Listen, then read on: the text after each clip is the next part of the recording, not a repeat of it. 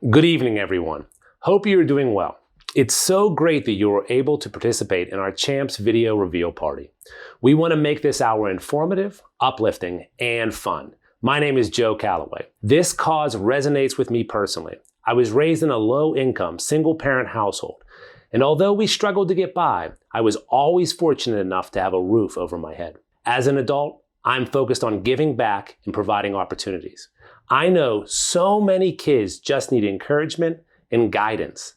They all want to succeed. As a caring community, we can help them as we help our own children.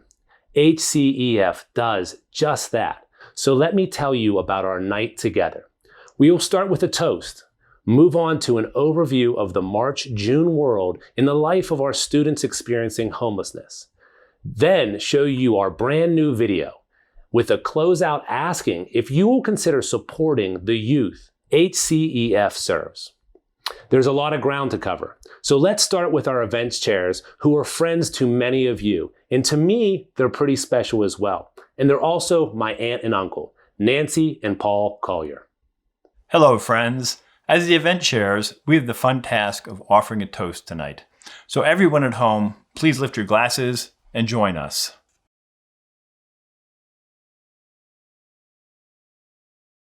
To hope, to learning, to the families and especially the children, Homeless Children's Education Fund serves, to the importance of community, especially people like you that care and want to see opportunities for all children. Cheers.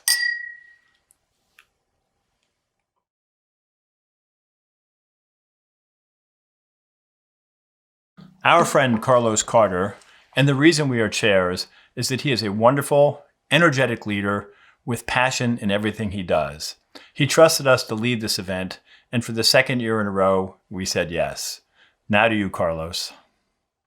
Welcome. We are honored that you chose to spend some time with us. We missed you in March and hope that you have navigated these choppy waters. We have nicknamed Champs 2020 the greatest party that never was, because we had so many fun things planned, down to the jazzy music, a killer meal, and of course the chance to see one another and mingle. Since March 13th, everyone's life was upended, yours and ours. I want to share what it's been like for the youth and families we serve, and let you know how we've adjusted to meet the emergency needs. Creative programs and partnerships have formed. Our ability to listen, act, and reinvent services to do whatever it takes has been our theme. Let me share two quick examples. There was a family of 7, a mother and 6 kids living in a motel. We initially were helping them with computers and educational materials, but we learned that their housing situation was tenuous. So we immediately stepped in with your support as donors and was able to pay their fees for a while so they could stay there. And we also later collaborated with other community partners to make sure that they stay in their home. The other story really breaks my heart as well. It's a story of a mother and 2 children. She was experiencing domestic violence and had to flee her home, thus causing her homelessness. We were able to support her initially by helping her kids with tutoring and other educational needs, but we also had to help her with food, and we also had to get her a bed because she was sleeping on a couch. Imagine, undergoing chemotherapy and having to sleep on a couch. So we were so glad that we were able to help her. Thanks, Carlos, for the wonderful overview and for giving us a vivid mental image of what families are facing. The needs are clearly accelerating, and HCEF is answering the call. Most of us cannot even imagine what families are going through with all these rapid changes to normal routines, which were already difficult. It's now my pleasure to introduce Veronica to you. Veronica is a longtime friend of HCEF. She credits HCEF as a key reason she was able to attend college. She knows well what it's like to experience homelessness as a student and to pretend everything's okay when it isn't. She is featured in our video, so we thought you'd like to meet her virtually. Thanks so much, Veronica, for your willingness to share your story with us. Thanks. I really appreciate being invited to share my story with an organization that means so much to me. Even though Champs was canceled, we are lucky to still be able to communicate even during these trying times. I am someone who has a long-time connection to HCEF from the time I was a teenager. You'll hear more about that in the video, but for now, let me just say, without guidance, none of us reach our dreams. Without HCEF support, I would not have my master's degree in early childhood education. Now, it's my turn to pay it forward and pass it on. Thank you for listening. Thanks, Veronica. Everyone settle in for our debut of A Bridge to Hope, video produced by Flying Scooter Productions. In Allegheny County, I was shocked at how many teens needed homes. I was unprepared for the amount of homeless students I was going to interact with, what homelessness was going to look like at Brashear, the amount of students that battle severe depression and anxiety, suicidal ideations. I didn't know. We didn't have nobody when we were struggling, and we didn't have sometimes go to sleep on empty stomachs, but just had to still get up in the morning and act like nothing ever happened. And sometimes the people who we probably could have called, we didn't want them to know we were homeless.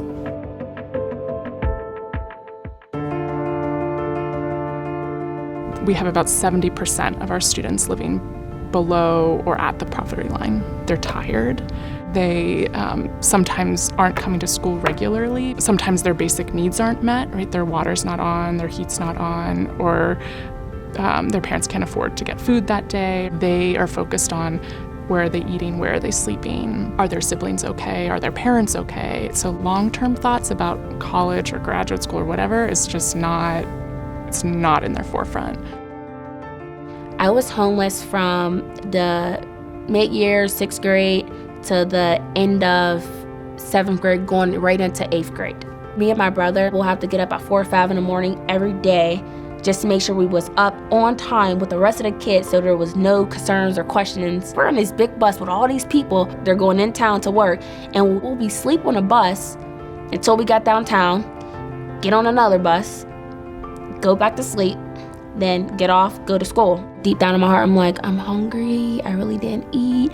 I have to go on with this day and act like everything's perfect. But how am I gonna focus on my academics if I'm hungry, I'm stressed? I just had to do what I had to do and just get through. Our kids are experiencing so much trauma. They're dealing with their suicidal ideations, their post-traumatic stress, their depression, all on their own, the best that they can. And they're 16. None of us can do that on our own. And they need adults to show them some patience and some grace and make things just a little bit easier in their world. They need a home. They need some love. They need stability. They need people that they can count on. And really, when you can provide all that, all of their talents and all of their abilities, they get to focus on the stuff that matters for them. Our students are strong. Our students are creative. Our students are intelligent. They are just missing out on being able to access those wonderful opportunities. And that's a big part of what we do at HCEF, is make sure that students aren't facing those barriers. Chris and HCEF help our students register for the SATs, right? Get a gift card to McDonald's so that they can get some food the night before, making sure that they have pencils so they can study, or access to a laptop so that they can do their homework or apply to college. They know he's here and they're actively seeking out his support. It's consistent support, it's reliable support, and it's tangible. It's so invaluable for the work we do here at Brashear. It's so important for us to be where students are and where we can make it most easily accessible to provide support to them, particularly helping students to build skills to handle some of the trauma and stressors that their experiencing homelessness may have caused. Our after-school program meets students where they are, helping them get the extra support that they might need, whether it be social and emotional or academic. HCEF is a blessing. My daughter's grades have improved drastically. She was down in like a low D average. She's at a B now. I attribute that to Miss Amy and the staff that she has here working with her. She does her homework here, then they do like little science projects, and she loves it. We also have a mini grant program. A main component is being able to take students on field trips. So students are able to see beyond the boundaries and the walls of the shelters that they're currently staying in. And our emergency funding support at HCEF provides students who are already enrolled in a program with the opportunity to continue their enrollment. Whether there are barriers related to transportation or equipment, students are able to stay in that program with additional funding support. We also have a wonderful program that provides post-secondary education support to people who are looking to access higher education. I didn't plan on going to college right away because I didn't have the money. Once I found out I won the Hope Through Learning scholarship, I was just so grateful because I'm like, wow, I was not going to go to college. One of the messages that we work really hard to drive home is that education is important and the long-term view is important. And so in the moments that we have them, to sort of prioritize that with them, remind them that it is important, and figure out how we can make that possible. I paid a lot of attention to my studies. I just wanted to overcome the odds. I'm not what people make people of my color out to be. I just know that I can beat the odds. So I went to Edinburgh University for early childhood education. When I graduated there, I immediately came to grad school at Carlow to get my master's.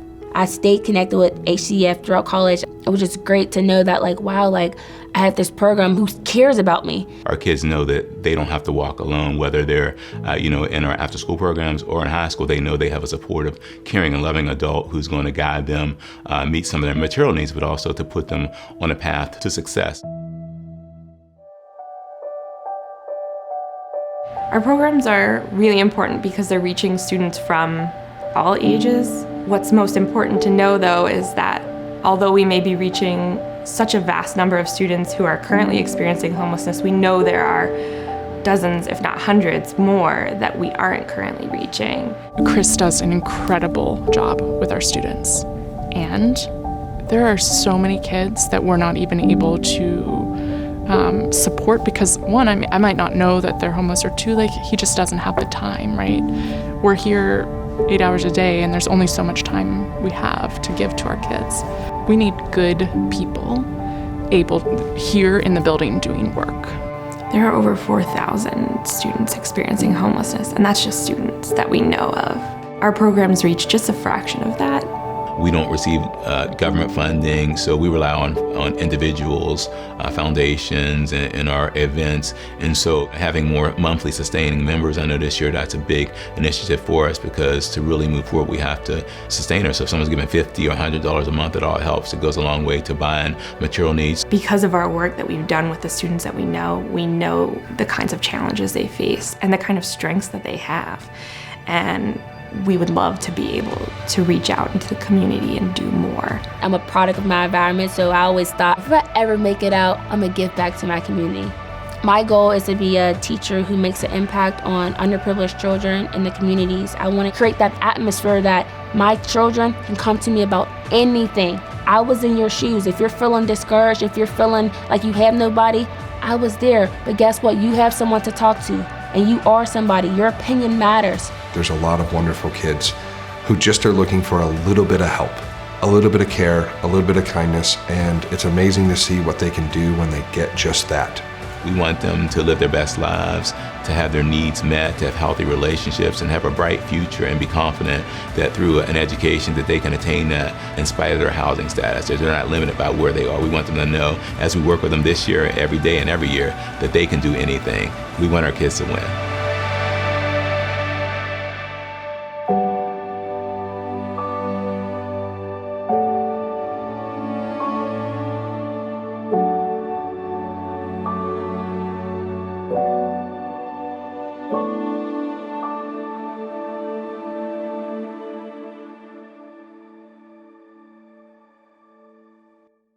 And we're back. I hope you enjoyed being the first to see our new video. It gave us much to think about as we imagine the struggles youth and families must face and overcome. I'll turn it to Nancy and Paul to talk about how we can be a part of the solution. As we did last year, we are launching a special appeal tonight. Believe it or not, Nancy and I were recently discussing Albert Einstein. When he proposed his theory of relativity, he had nothing objective to base it upon. He based it upon thought experiments. So tonight, we want to propose that we all perform a thought experiment together. So I need you to close your eyes and imagine that the person sitting next to you could be your spouse, your child, your best friend is homeless. What would you do for them? Now, imagine the tables are turned and you are homeless and struggling. What would you want them to do to help you? We thought it would be helpful to give you an idea of what your gift will buy. $2,500 could support scholarships for a student entering college or trade school. $1,000 could support one child for a full year in after-school programming. $500 could support one-on-one coaching for a student in our teen outreach program. $250 could support a cultural or STEAM enrichment program for one of our housing partners. If you are feeling extra generous, please don't feel limited by any of these amounts. Personally, I couldn't imagine how different Nancy and my life would be without education. Education dictates where you go in life. So we are pledging $2,500 to help a child get that education. I believe we all realize that this will be a life changer. Please think about the stories you heard. You can be the link between uncertainty, stability, unstable housing, and a promising future. Here's how to help. To help youth like Veronica and the ones that Carlos told us about, it's simple. Just go to our website, www.homelessfund.org/donate. Everything is greatly appreciated. Thank you. Well, thanks for being with us. As we all adapt to the new normal, our students still want to learn and want to succeed. You are a big part of making that happen. We thank you. Later this summer, we plan to do an interactive town hall, taking questions and hearing your suggestions and thoughts. You are the best. We are lucky to know you. Have a great night and weekend ahead. Happy Father's Day to all the fathers and families who are working hard to give your children everything they need to be happy and healthy. Take care.